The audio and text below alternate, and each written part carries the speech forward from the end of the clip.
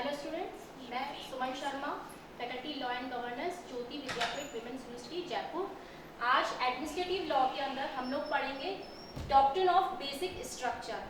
ये कैसे इंट्रोड्यूस हुआ, कैसे हमारे लीगल सिस्टम में आया और कैसे वर्क करता है, ये आज हम जानेंगे। इसमें अगर हम देखो, जो भी कॉन्स्टिट्यूशन पढ़ता है, लॉ के एक स्टूडेंट को, लॉ में पढ़ने वाले हर व्यक्ति के साथ ये पूछा जाता है कि क्या आप केशवानंदन भारती केस के बारे में कुछ जानते हैं?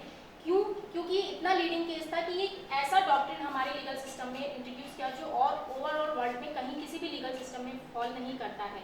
हमारे इंडियन लीगल सिस्टम में इस डॉक्ट्रिन को इंट्रोड्यूस करने का काम केशवानंद भारती केस ने किया था, जो कि बहुत ही लीडिंग केस है, फेमस केस है 1973 का। तो आज इस केस के जरिए हम लोग डॉक्ट्रिन ऑफ बेसिक स्ट्रक्चर को समझेंगे।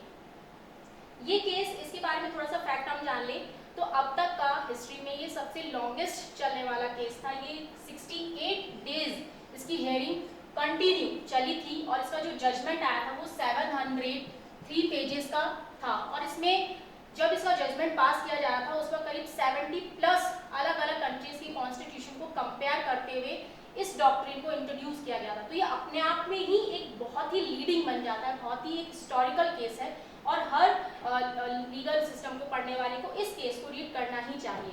अब इसके बारे में थोड़ा सा और फैक्ट मैं आपको बता दूं। केशवानंद भारती केस जो आया था वो आया था 1973 में, इसका जजमेंट आया था।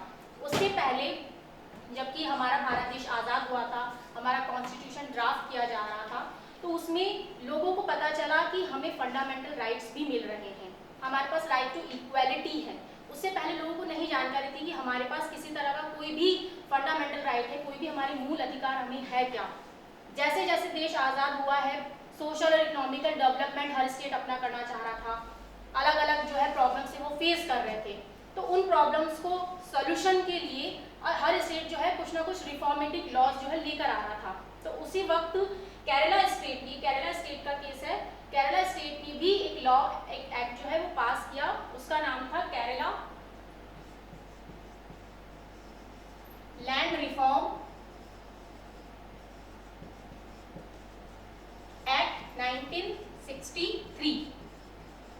ये वो लेकर आया। इस एक्ट के जरिए उन्होंने ये किया कि जो भी जमींदारी सिस्टम या जो भी लैंड ऑनरशिप या टेनेंसी लॉज थे उसको रिफॉर्म करते हुए वो ये एक्ट लेकर आए थे। और इसके थ्रू उन्होंने ये निकाला कि जिसके पास भी एक पर्टिकुलर एक स्टैंडर्ड उन्होंने डिसाइड किया था कि इससे ज़्यादा अगर प्रॉपर्टी है तो उसको गवर्नमेंट एक्वायर कर लेगी, और ऐसे पर्सन को जो कि लैंडलेस है, जिनके पास इस तरह की ज़मीन नहीं है, किसान जो हो गए थे, उन्हें एज ए टेनेंसी लॉ में वो दे दी जाएगी। उसके ऑनर वो लोग कहलाएंगे क्योंकि उस वक्त देशी रियासती राजा महाराजाओं का उसका पीरियड था, तो उनसे ज़मीनें ले ली थी, क्योंकि पूरे गाँव के गाँव वो लोग जो है ज़मीन अपने पास रखते थे। तो उनसे वो ज़मीन लेके जो लैंडलेस पर्सन थे उनको दी गई कि आप इस पे खेती कीजिए, और इसका जो भी टेनेंट होता है, रेंट होता है, वो गवर्नमेंट लेगी, ऑनर जो है ये लोग कहलाएंगे। इस तरह का जब एक्ट आया तो इस एक्ट के तहत ही केरला का एक कसोरा डिस्ट्रिक्ट है जिसमें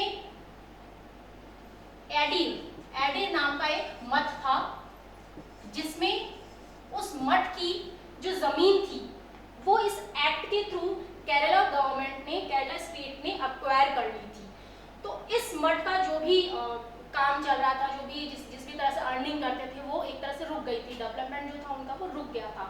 तो इस एडीर मठ के जो हेड थे केशवानंद भारती, जिनके नाम से केस है, उन्होंने इस एक्ट को चैलेंज किया सुप्रीम कोर्ट में। उन्होंने NK नानकी पालीवाल जो वकील है उनके थ्रू एक रिट पिटिशन जो है सुप्रीम कोर्ट में फाइल करी और ये कहा कि जो केरला लैंड रिफॉर्म एक्ट है ये अनकॉन्स्टिट्यूशनल है। कैसे?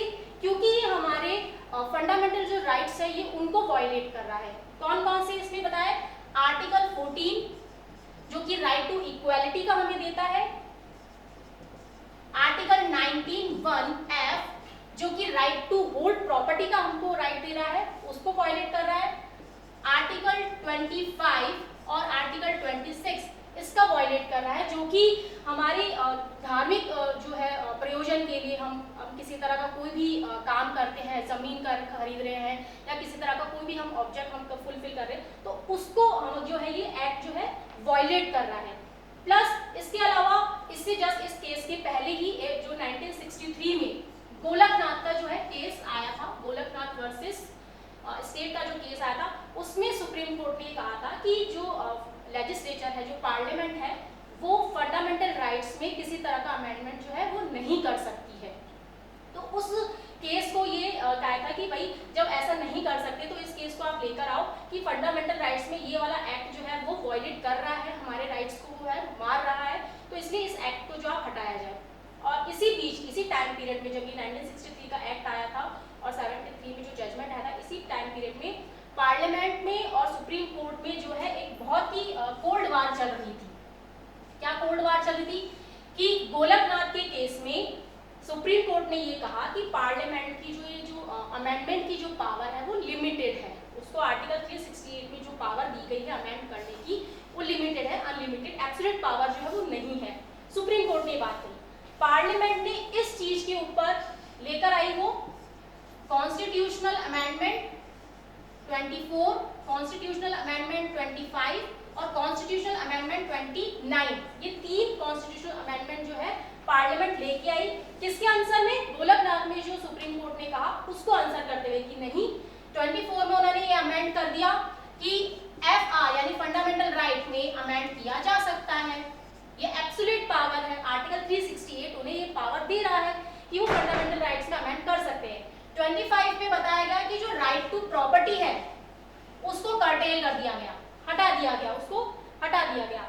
और कॉन्स्टिट्यूशनल अमेंडमेंट 29 के तहत ये कहा गया कि जो लैंड रिफॉर्म का जो सब्जेक्ट है इसको 9th शेड्यूल में डाल दिया। अब 9th शेड्यूल क्या है?